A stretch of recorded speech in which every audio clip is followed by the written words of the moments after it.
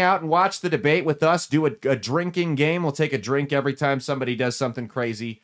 Come hang out. That's going to be live on Rumble exclusively. Come check it out live on, we'll do it on X too. Why not? It'll be live on Rumble and X. I know I'm not supposed to use that letter anymore. Sorry, I didn't mean to offend anybody. Yeah, I'm kidding. Yeah, I did. But nonetheless, we will be having the debate live watch party. Kill your fucking selves! That was an accident. That's what happens when Mia's not in here. She'll be back on Saturday. I'm going to try to get her in for the debate party. I don't know if she's going to be here for the whole time or what the case may be, but that promises to be the most unhinged debate in recent history, probably ever, if we're being honest. Which let's dive right into it. So we've got the debate. I want to do a preview, a pregame for it here. Kind of what I think's going to happen. So I read the other day that Biden's strategy is to try to get Trump on the defense, right? Which actually would be a good strategy for Biden. I'm not even being facetious there. If Biden wants to win this debate, I think what he's got to do is to get Trump talking about how 2020 was rigged, to get him talking about the court case against him, to get him throwing accusations at Biden about treating his political opponents unfairly. I think that's if you're Joe Biden, I think that's the winning strategy, is to distract Trump from the issues. The issues being, what a horrible job you, Mr. Biden, have done as president. I think that's the best thing he can do. Because if you look, 2016, the reason Trump did so well and he was so effective is because Trump was essentially running against a third term for Barack Obama. That's more or less what Hillary Clinton was promising to be. Let's call it what it is. He was more or less running against a third term of Barack Obama, and he was on the attack.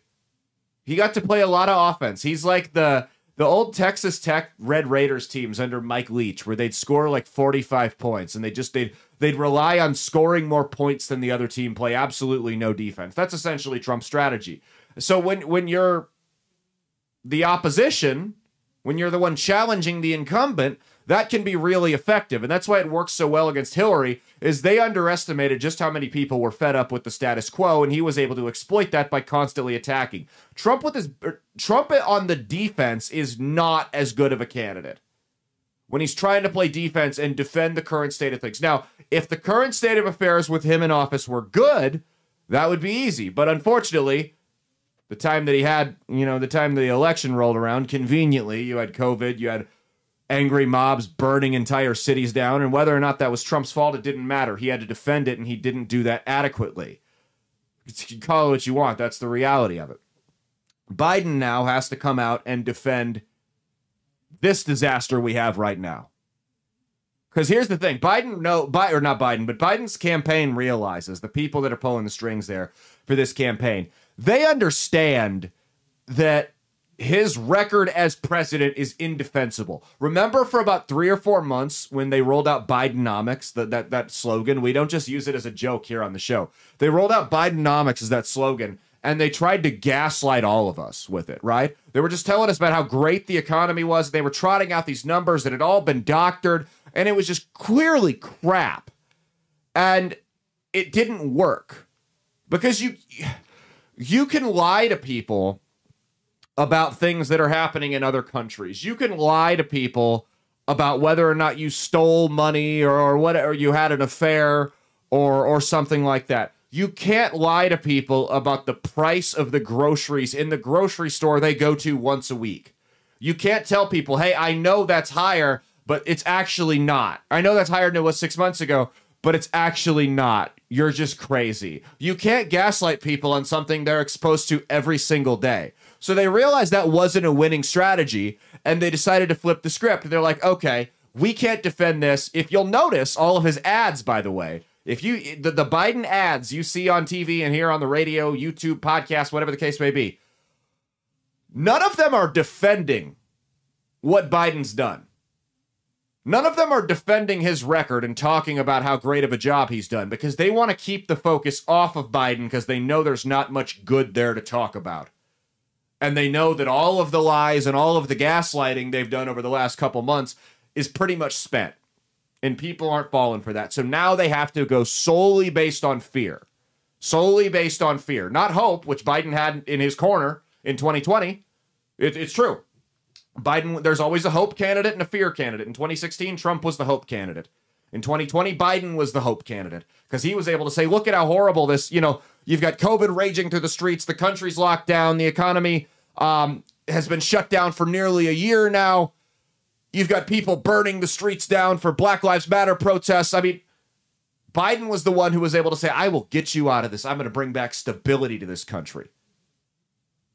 Well, now he's the fear candidate because he has nothing on his resume that he can run on. Even the things he's done well, he's done in horrible fashion.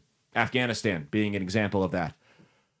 Biden has essentially the only thing he can run on now, if he wants a chance to win, is at least I'm not that guy. Remember that guy. What that guy did to our democracy. Remember January 6th. He's a sore loser. He's a felon. He's a this. That's the only thing Biden can run on because he can't run on his accomplishments because, for lack of a better phrase, he has none. There's no other way to put it. He has accomplished nothing that's worth bragging about since he's taken office. So that'll be Biden's strategy, is to keep the focus on Trump. Biden is going to try to bait Donald Trump into complaining about 2020, into complaining about the court cases against him, into complaining about the FBI raid on Mar-a-Lago. By the way, all of those things, which I've expressed on the show 100 times over, are legitimate gripes and concerns. But the reality is, you're trying to win an election, and the general public does not want to hear that.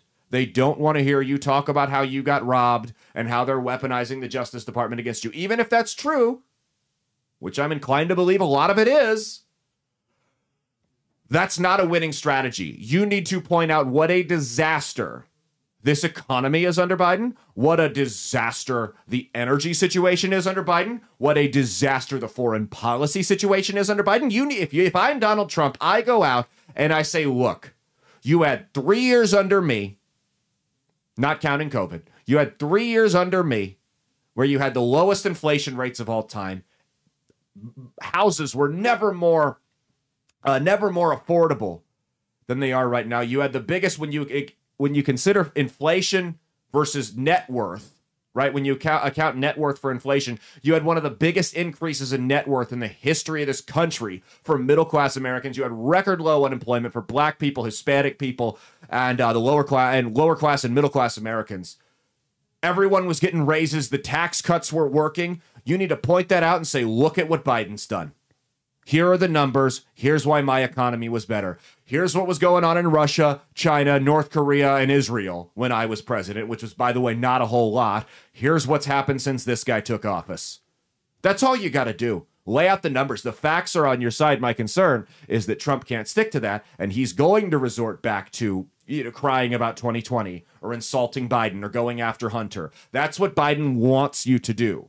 That or the Biden camp. That's what people with Trump, I sincerely hope people in Donald Trump's camp are telling him right now are, hey, he wants you to cry about 2020. He wants you to talk about the court cases. He wants you to attack him personally and say he has dementia and go after Hunter. Dude, stick to the facts. They're on your side. They're on your side. Stick to the economy. It's the economy, stupid, right? Stick to the economy. Stick to the thing that's pissing off the average voter right now. Let everyone know, hey, if this dickhead gets reelected, if you have a son between the ages of 18 and 26, kiss him goodbye because he's going to either Ukraine, China, or the Middle East in the military draft. Let them know that. Hit home. That stuff hits home with people. That message resonates way, way, way, way more with Mr. and Mrs. America than, hey, this guy's son is a crackhead and he's corrupt as hell. Because, yeah, they may not like that, but if you really want to motivate people to vote for you, you turn around and say, hey, the economy sucks. It was good under me. We're on the verge of World War III. Under me, we had the closest thing to world peace we've seen in the modern age. Remind people of that, because that's what people actually care about. People don't want a recession. People don't want to get nuked. People don't want their kids to get drafted. People don't want to have to worry about they're one mistake away from being homeless because inflation is so excessive right now. People don't want to have to worry about, hey, I'm 34 years old and I still haven't bought a house. I want to have a family. I want to do this, this, and that. But I can't do any of that because the economy's so bad. If you show them a light at the end of the tunnel that you can lead them to, you got your work. Biden's got his work cut out for him. He can't win. And that's the other thing I'm concerned about here, is we saw the same exact thing with the State of the Union. The State of the Union, where Republicans made it a big running joke, because I'm seeing people already spiking the football. They're making it a big running joke. Oh, Dementia Joe.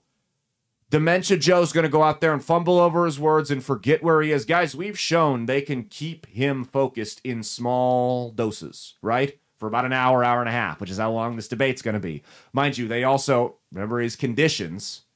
Trump had to have a mute button on his mic, which might actually work in Trump's favor. RFK can't be present. It can't be on Fox News. The moderator has to be a registered Democrat. No live audience. All the shit that was in his favor. They didn't get all of it. But all the conditions, they got a couple of them. Jake Tapper's going to be the moderator. It's going to be on CNN. They're going to put a mute button on the mics. So he got a couple of those conditions. So he's already got this working in his favor. He's already got two moderators that are going to be blatantly biased toward him. Republicans, in my opinion, are setting themselves up for failure again by setting such a low bar. Like, you guys, I know we do dementia awareness on this show. I get it. But don't set the bar so low that all he has to do is make an uncontested layup to win. Right? Don't set the bar so low that the only thing he has to do is show up and be somewhat coherent and people go, oh, it's better than I thought it was. He's got a lot of stuff to attack policy-wise. He's been a disaster. I get it. He's incoherent. He's probably got dementia. He's a moron. He doesn't know where he is half the time. The problem is he's not totally gone, like we talked about with Monty Scott last Saturday. He's not totally gone. He has a lot more senior moments than the average person his age, sure. But he can keep it together for short periods of time, especially when they got him on God knows how many drugs. He's not doing a drug test, by the way.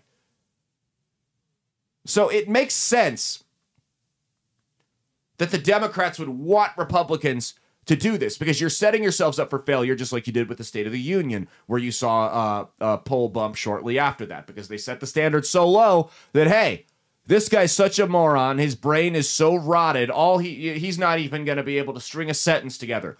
All he had to do, I mean, you had the President of the United States have a Gold Star father arrested and directly threaten the Supreme Court to their faces at the State of the Union. Unprecedented. Biden did that. And people didn't even bat an eye at that. Because they're like, well, he was coherent. It's better than I thought. Maybe he's hit that hand. Because that's all. You don't want the seed of doubt to get into the average swing voter's head. To where they're like, maybe his hand's steady enough to guide us to victory anyways. Maybe we're going to be okay. Maybe I don't want. Because that's what this is if you're Donald Trump. If you're Donald Trump, you are the ex-boyfriend trying to win your girlfriend back right now. You're on a date with her. She decided, you know what? She actually picked up your drunk phone call at 3 o'clock in the morning and said, you know what? I'll meet you for coffee tomorrow. 10 a.m. Let's do it. So you're going to put on your best suit and tie. Well, maybe not for coffee. But you're going to make sure you look good. You're put together. You're going to make sure you show up early to it. And the last thing you want to do, if you're that ex-boyfriend trying to win your girlfriend back, is remind her of why she left you. And if you're Donald Trump, you don't want to remind the voters of why they kicked you to the curb last time. Don't go on there and cry foul. Don't go on there with the personal attacks. Don't go on there and talk about how everything's been rigged against you. Don't call out the moderators. You can call them out politely, but you know what I'm talking about. He has a way about calling the moderators out that isn't going to work out too well. Don't remind your ex-girlfriend of why she left you. Remind her of the good times. Remind her of the date nights and the romantic candlelit dinners and that time you got her that great present for her birthday. Or in this case, the economy and world peace. Energy independence. Remind her of those things. Don't remind her about you crying foul about the election. Don't remind her about how nasty you can get with insults. Don't do any of that. Don't remind her of how you like to sometimes play the victim a little bit. Stick to the facts, stick to the good stuff, and talk about how bad the new guy is. Especially if the new guy, I mean, seriously, this is, I mean, if you're Trump here, and your ex-girlfriend, who's now seeing a new guy, has agreed to meet you for coffee and hear you plead your case, I mean, Trump is basically walking into a situation where this girl's with an alcoholic that beats her and cheats on her. That's essentially what this is. So point those facts out and then remind her of how you didn't do those things and all the good things that you did do, and you should be fine. Just don't remind her of your ugly side. Because she ain't going to break up with him if you do that.